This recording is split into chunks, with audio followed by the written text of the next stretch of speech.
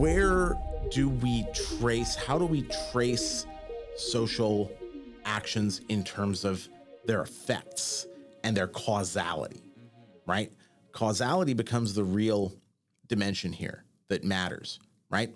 And I'm going to give you an example of this that literally comes from my reading of just a couple days ago, an article about this came from Pitchfork Media, an article about the boom in the United States in Spanish language, Latin, pop, and rap music, particularly genres that have been exclusive to Mexican culture for decades, but that are gaining increasing amounts of listeners in the United States because not of any humans seeking them out, or not because of any human record executives or leaders of touring companies coming up with new angles and new artists to promote.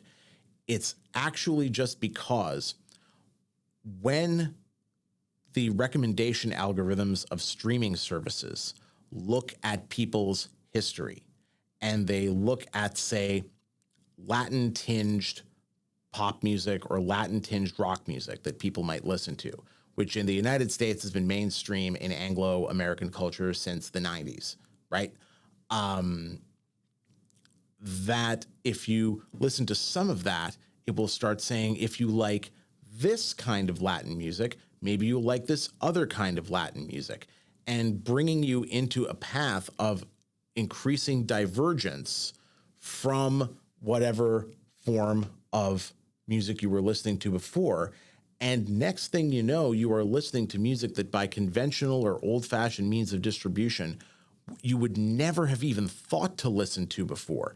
People who did not even consider trumpets to be part of pop music are now listening to, semi-traditional narco corrido songs from northern Mexico in Spanish that they've never heard before in their lives and that they never would have otherwise been exposed to, because a recommendation engine began saying, here's some tangentially related but still close by artists and content, and getting just like slightly different divergent content in this direction as people keep enjoying what they're listening to in that direction.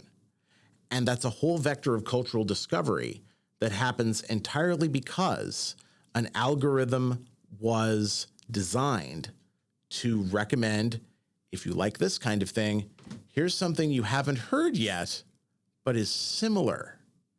And increasing similarities eventually add up to a very, very large difference. And you have what essentially is the kind of social transformation that 30 years ago would have been a once-in-a-generation thing, right? Entirely conditioned by the programming of a machine learning algorithm, by a relatively low-level artificial intelligence. And that's my long-winded example of saying this might be the kind of social action we are talking about. A machine that literally does not have intentions, that only has programmed interactions for the purpose of keeping people listening to music or listening to content on an app for longer and longer and more often. In some ways, this is just an intensification of a kind of classic like marketing logic around like nudging, though, right? How do you get people to think that the things they want, it was their idea that they wanted it? Right. And there's a lot of research that's been done into what YouTube did maybe 7 or 8 years ago, was they changed the logic of their algorithms. So it no longer preferenced trying to get the most views, but actually trying to get people to watch the video for the longest amount of time. And when they changed that logic in the recommender algorithm, what they found is these rabbit holes people were getting pulled into were becoming like more and more right-wing and conspiratorial, because the kind of algorithm was unfolding in this unintended way, where it kind of really altered people's perception of the world. So it's interesting in relation to your example, which speaks to like an opening up of cultural possibilities, where most of the examples when I think or have seen of this is often like a closing or a siloing, So it's just a good reminder that they can kind of both be happening at once, And it brings back that question of intention again, right? Like, if I'm being nudged in my targeted advertisements on social media to desire a certain product, like when I buy that product, how much of that is my desire in the first place? It's almost like, isn't the algorithm actually the active social agent there because it's driving me to buy the thing? And am I not the passive social agent there because I'm just following the prompts and doing what I'm told? Yeah.